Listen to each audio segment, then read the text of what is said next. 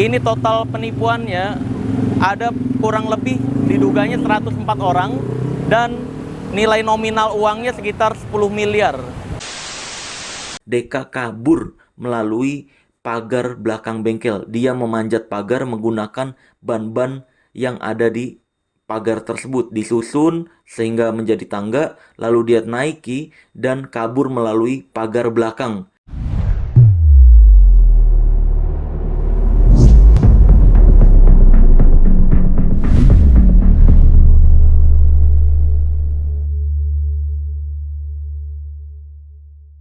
Video kali ini gue akan membongkar penipuan yang cukup besar dan lagi hype nih, yaitu penipuan DK Reset. Karena gue juga termasuk korbannya, guys.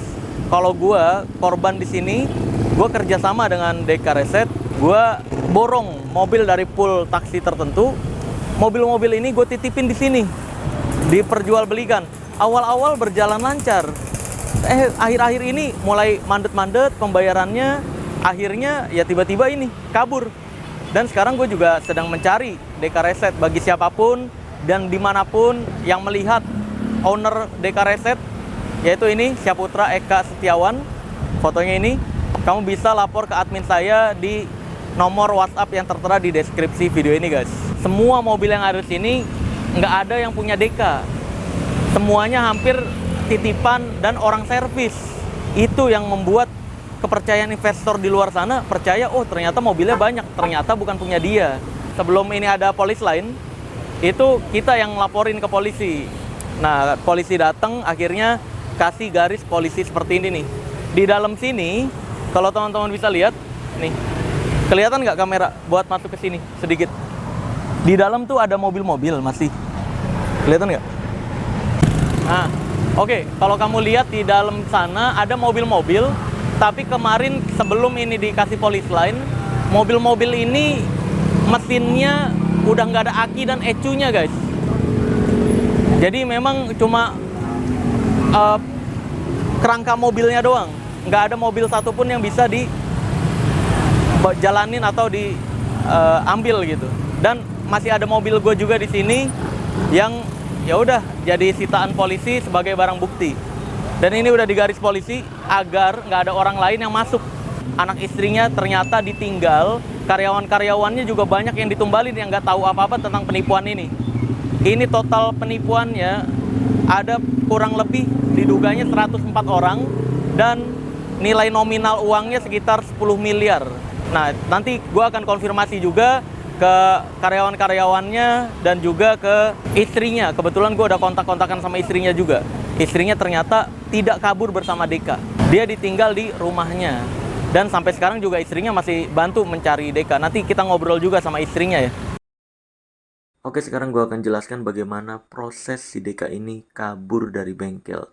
Karena dari hari H kejadian DK kabur sampai datang polisi dan dikasih polis lain bengkelnya, terus sampai pemrosesan di Polsek Jati Asih dan seterusnya, itu gue tahu persis karena gue ada di lokasi.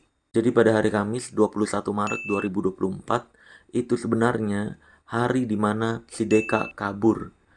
Itu para investor pada saat itu menekan, termasuk gue juga menekan, kapan ini ada pembayaran dari unit mobil yang kita titipkan. Karena mobil sudah laku, tapi uangnya tidak diteruskan ke investor. Dia tahan dengan janji, berbagai macam janji, itu sampai 8 bulan lamanya. Dari tahun 2023 lalu, dijanjiin, tapi tidak kunjung dibayarkan. Akhirnya kita semua, hampir semua investor menekan dia untuk mengembalikan uang kita di tanggal 21 Maret 2024. Pada saat itu DK ada di bengkel. Nah, singkat cerita, ketika DK ini kita pergok dan ingin kita bawa ke polisi, di kantor polisi DK ini nangis-nangis dan memohon-mohon untuk mediasi dan berjanji akan menjual asetnya untuk mengembalikan uang-uang investor ini. Dengan dalih dia ingin menjual tanahnya di Padang. Lalu kita coba untuk percaya dan kita bawa lagi ke bengkel setelah dari kantor polisi tersebut. Nah, ketika di bengkel, para investor ini sedang berbicara nih, ngobrol-ngobrol sambil nunggu DK cari informasi untuk penjualan tanahnya di Padang. Katanya seperti itu. Lalu ketika lagi ngobrol-ngobrol, ada DK-nya juga di ruangan tersebut. si Deka ini izin ke belakang bengkelnya untuk ke toilet katanya. Nah, karena kita yakin satu-satunya pintu keluar itu dari depan bengkel doang, kita nggak menaruh curiga apapun. Karena memang terlihat di situ Deka udah ingin bertanggung jawab terhadap uang-uang investor ini yang tidak kunjung dibayarkan dengan menjual tanah di padangnya tersebut. Lalu dia izinlah nih ke toilet. Nah, tentunya di belakang bengkel itu ada banyak karyawannya juga. Tapi si Deka ini malah menyuruh karyawan yang ada di belakang bengkel untuk membeli rokok agar si karyawan ini tidak melihat dia kabur. Nah, ketika si karyawannya ini dikasih uang untuk beli rokok, otomatis si karyawannya keluar. Nah, ketika keluar, terus balik lagi, para investor nanya, "Loh, ini kok karyawan dari mana nih? Loh, tadi beli rokok disuruh Deka. Nah, terus Dekanya mana? Itu tadi di belakang dia, di belakang bengkel." Pada saat itu para investor langsung ngecek ke belakang bengkel karena dia udah lama banget dari toilet nggak kunjung-kunjung balik.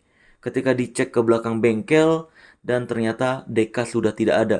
Deka kabur melalui pagar belakang bengkel. Dia memanjat pagar menggunakan ban-ban yang ada di pagar tersebut, disusun sehingga menjadi tangga, lalu dia naiki dan kabur melalui pagar belakang. Nah, sejak kejadian itu, seluruh karyawannya pada malam itu juga mencari di sekeliling bengkel karena yakin dia belum jauh, karena dia tidak membawa kendaraan sama sekali. Nah, karena hal tersebut, dicarilah di sekitar bengkel namun tidak ditemukan. Akhirnya salah satu investor mengunjungi ke rumah Dekanya untuk mencari Deka di rumahnya, dan ternyata di rumahnya juga tidak ada, hanya ada istri dan anaknya. Ketika istri anaknya ditanya tentang Deka, istri anaknya juga kaget banget karena tidak ada kabar apapun atau firasat apapun yang menunjukkan Deka memiliki masalah. Itu menurut istrinya. Kata istrinya kalau di rumah dia terlihat seolah-olah baik-baik aja usahanya. Lalu akhirnya istri dan anaknya dibawa oleh salah satu investor ini untuk dimintai keterangan dan untuk menunggu kontak dari si Deka. Dan ternyata pada malam hari tersebut, pada malam hari ketika Deka kabur tersebut, tidak mengontak sama sekali istri dan anaknya sampai hari ini. Akhirnya istri dan anaknya dipulangkan lagi ke rumahnya, dan bahkan gue juga beberapa waktu lalu sempat menginap di rumah Deka untuk menunggu Deka pulang bersama karyawan-karyawannya. Karena karyawan-karyawannya ini berharap Deka ditemukan agar gaji bulan ini dibayarkan. Karena gaji bulan ini seluruh karyawannya belum dibayarkan, terus dana investor juga belum dibayarkan, konsumen yang sudah membayar cash dan DP mobil juga mobilnya belum ada sampai saat ini. Akhirnya karena tuntutan-tuntutan tersebut, itulah yang menjadikan alasan si Deka untuk kabur dan melarikan diri sampai hari ini. Nah, pada saat kabur tersebut, semua investor dikabarkan Deka kabur. Makanya langsung berbondong-bondong besok paginya datang ke bengkel, dan seluruh karyawan-karyawannya juga langsung bubar masing-masing ke rumah masing-masing karena khawatir tertuduh dalam penipuan ini, padahal karyawannya juga banyak yang gajinya belum dibayarkan dan tidak tahu apa-apa. Lalu pada pagi hari itu juga para investor yang melihat mobil titipannya bisa dijalankan itu diambil alih oleh para investor ini untuk mengurangi kerugian yang dialami. Maka dari itu kalau kamu lihat tadi di video ketika gua memperlihatkan isi dalaman bengkelnya, itu yang tersisa tinggal mobil-mobil rongsok. Karena memang itu mobil-mobil yang mesinnya sudah dicopot untuk mengganti ke mobil lain. Terus juga aki ecunya juga itu digunakan untuk ke aki lain, dan itu sebagian besar memang milik investor juga guys. Jadi tidak ada satupun yang milik Deka. Lalu juga ternyata bengkelnya tersebut adalah nyewa bukan milik sendiri dan berakhir di bulan April ini. Nah, mungkin nanti di kolom komentar akan ada nih komentar-komentar nyinyir dari orang-orang yang nggak tahu diri dengan mengatakan, kan lu juga yang dulu ngenalin Deka untuk beli mobil di situ, kan lu juga yang merekomendasikan Deka dan semacamnya. Ya guys, kalau gue tahu Deka itu penipu, kalau gue tahu bengkelnya tersebut ternyata bukan milik dia sendiri, gue nggak akan mau untuk mempromosikan si Deka Reset ini. Karena memang kalau dari dulu itu banyak guys influencer-influencer sebelum gue dan setelah gue yang ikut di servis mobilnya di situ dan merekomendasikan Deka. Karena memang kalau ke influencer-influencer itu si Deka melayani dengan baik. Kayak contohnya yang pertama kali memviralkan Deka Reset adalah Ridwan Hanif. Nah, di situ juga dilayani dengan baik walaupun ada masalah surat-surat di endingnya. Lalu ada Om Wahid juga pernah ke Deka Reset, itu juga dilayani dengan baik. Lalu ada gua juga servis mobil di situ selalu dilayani dengan baik. Lalu juga ada Pak Ambarita, di situ juga servis mobil dengan baik dilayani. Ada Limbat, di situ juga servis mobil dilayani dengan baik. Maka dari itu para influencer-influencer ini menganggap, oh pekerjaannya baik, cepat juga pekerjaannya dan jujur. Karena memang itu yang kita alami. Nah, ternyata itu yang digunakan oleh Deka untuk menjaring korban-korban agar percaya seolah-olah bengkelnya ini terpercaya. Nah, ternyata ya penipu dan banyak masalah di dalamnya. Maka dari itu bagi kamu yang melihat Deka, tolong segera laporkan ke admin saya atau laporkan ke polisi terdekat bahwa itu adalah orang yang dicari-cari oleh polisi saat ini. Kita lanjut lagi ke video pembahasan berikutnya.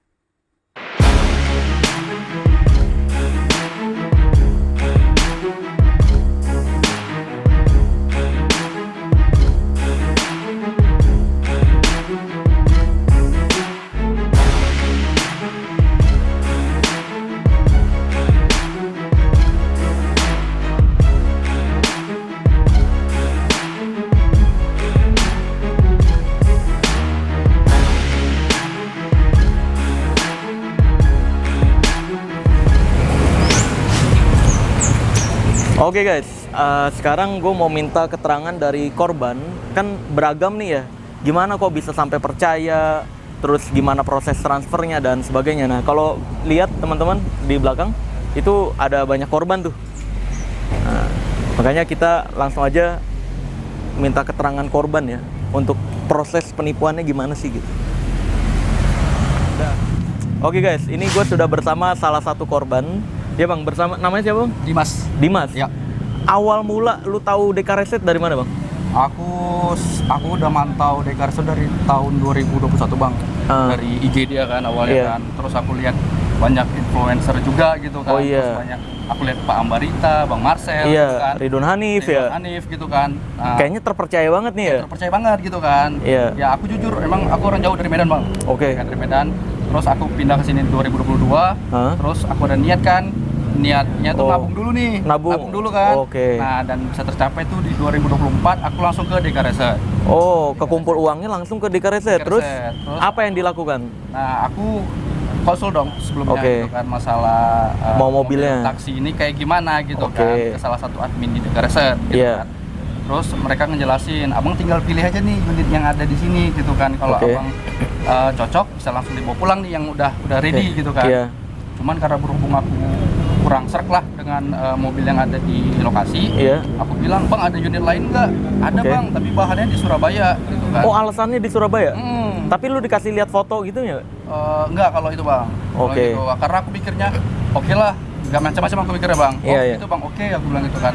Paling abang bisa nanti kita pesankan dari Surabaya langsung dikirim kalau abang udah mulai DP. Oh, oke. Jadi DP tuh langsung? DP, aku langsung bilang, oh gitu bang, oke langsung aku DP. DP-nya berapa bang? Berapa Kalau di dia? Deka Reset dia awalnya mintanya 50 juta hari kemarin tuh bang. Emang totalnya berapa? Totalnya aku 55 bang. 55. Oh, 55. DP-nya gede banget ya? Iya, karena katanya memang udah SOP mereka. Terus aku bilang kan, bang, kalau misalnya aku DP-nya 30 bisa nggak? Toh juga Iya. DP kan aku juga pasti bakal pelunasan. Ngelunas. kemarin. Iya, benar. Terus dia bilang, oh ya udah, bang nggak apa-apa, nggak masalah katanya. Oke. Gitu kan, 30 juta. Ini adminnya yang ngomong ya? Lu admin. pernah ketemu DK-nya nggak? DP-nya aku nggak pernah bang. Enggak ya? Nggak, Oh, oke. nggak ketemu aku. Iya, terus? Aku langsung cash tuh kan, banking aku Iya. transfer 30 juta ke PT Deka Reset. Oh, ke rekening PT nih ya? Oke, Langsung, Bang. siap. Karena aku juga kalau pribadi kayak aku nggak berani gitu. Iya, kan. iya Nah, betul. Terus? Langsung aku kirim, terus oke, kemudian besoknya nih dia ngubungin lagi nih. Iya. Hubungin lagi si Alvan ini adminnya. Oke. Dia nelpon ke aku, "Bang, sorry," katanya gitu kan. Hah? Ada info dari bos katanya Hah? gitu kan.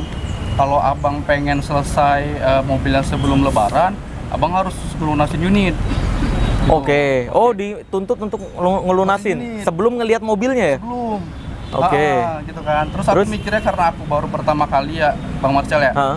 Terus aku bilang, bang, Aku kalau ngelunasin karena aku baru pertama kali, aku belum percaya nih bang. Oke. Terus Alvannya berdalih kayak, abang nggak usah takut, katanya gitu kan. Iya, Kita iya. udah terpercaya bang. Kita ada aktif di TikTok, IG, lokasi kita Iya, jelas. itu yang bikin orang-orang percaya ya. Rekening abang transfer ke rekening PT gitu Iya, kan. iya. Terus banyak influencer yang ke kita gitu. Iya, Jadi iya. abang nggak perlu takut. Walaupun dia ngomong kayak gitu bang, aku Iya. masih ada Masih ragu ngeri kan, ya? masih Oke. ngeri kan. Aku bilang ke dia, ya udah bang, gini aja, aku pelunasan di akhir Maret mobil selesai karena kan mobil estimasi tanggal 31 Maret selesai. Oke. Aku bilang aku paling bisa nambah 10 juta, mau nggak? Gitu Oh kan. iya.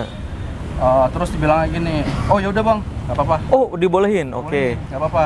Tapi abang nggak koordinasi dulu ke Bang Deka, bos abang. Ah udah gampang katanya gitu. Oh, Bos mah asalkan konsumen ada niat baik mau nambah untuk mode apa namanya? Buat ngelunasin ya? Ya, Iya. prioritasin. Prioritasin. Oh. Nggak masalah katanya gitu kan. Aku transfer 10 Iya. juta gitu kan. Terus? Nah 10 juta. Terus seminggu nggak ada kabar karena aku lihat di SPK surat pemesanan kendaraan ada kalau misalnya kita mesan mobil ada pengiriman video update Iya, betul, betul. 2-3 kali kalau nggak salah Ah. gitu kan.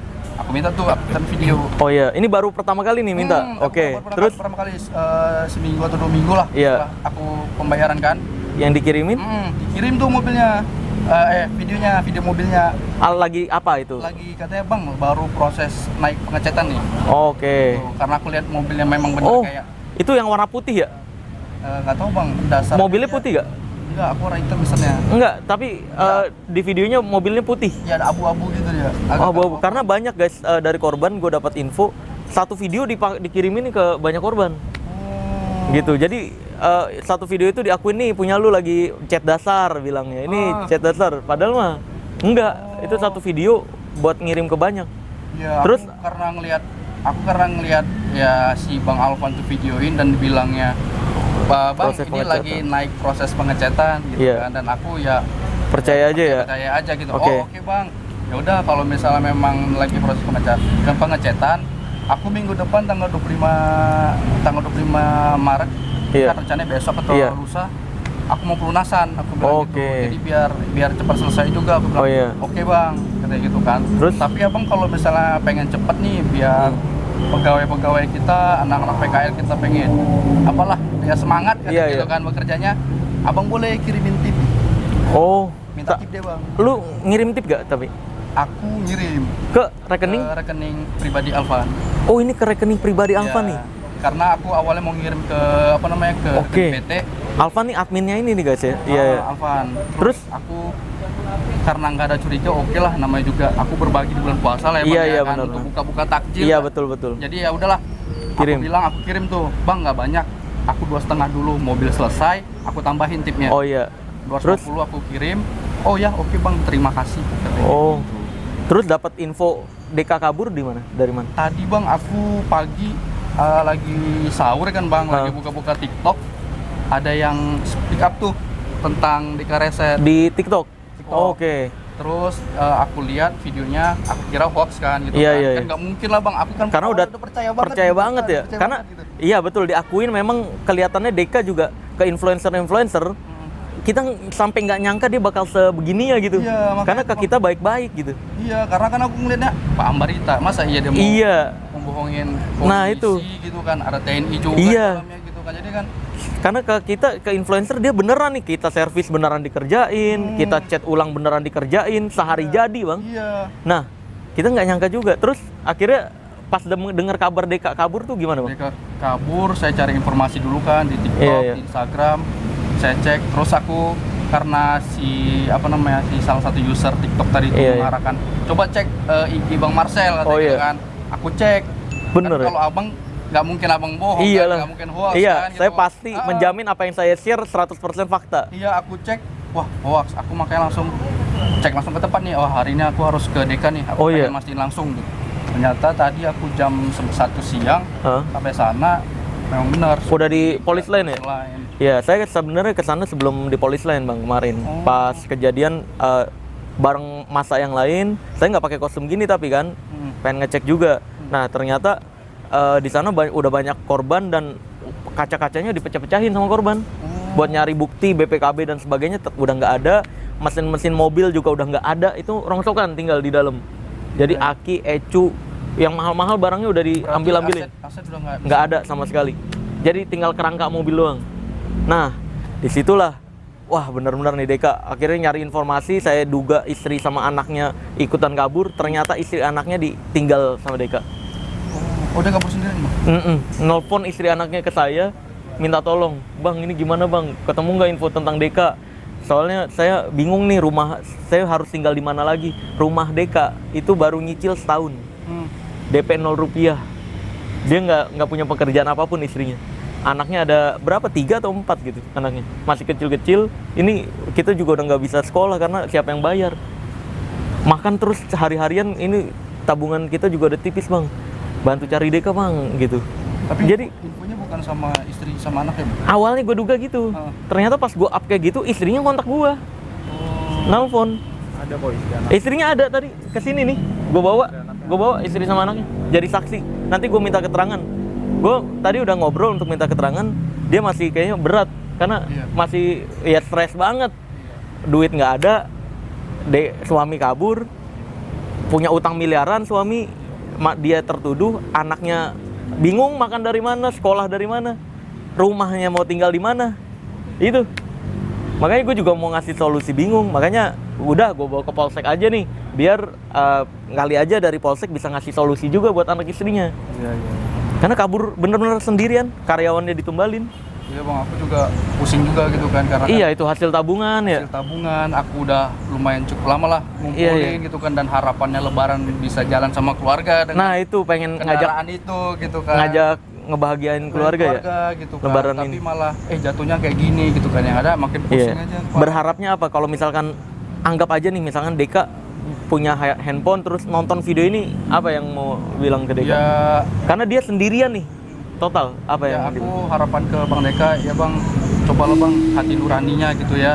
Iya. Ini korban bukan 1-2 gitu kan, dan Iya. kemudian para korban juga cukup banyak gitu Iya. kan, dan kita nggak tahu tuh sumber uangnya dari mana, apakah ada dari pinjaman, Iya betul. kemudian ada dari tabungan, atau apa mungkin yang apa dikorbankan mereka untuk membeli Mobil satu mobil gitu untuk kebahagiaan keluarganya gitu. Jadi aku mohonlah Bang, Masih untuk- berharap ada kebaikan gitu ya, bertanggung jawab gitu semoga ya. hati nurani Abang terketuk dan Abang mau menyerahkan diri dan mau bertanggung jawab untuk kita para korban gitu, Bang. Iya, karena ya memang kebanyakan hasil nabung lama, Iya. terus emang uangnya itu aja, buat nabung segitu lagi berat Iya, ya. Bang. Nah itu dia, maka dari itu ya semoga polisi bisa segera menemukan posisi Deka, atau Deka menyerahkan diri, itu lebih mengurangi hukuman.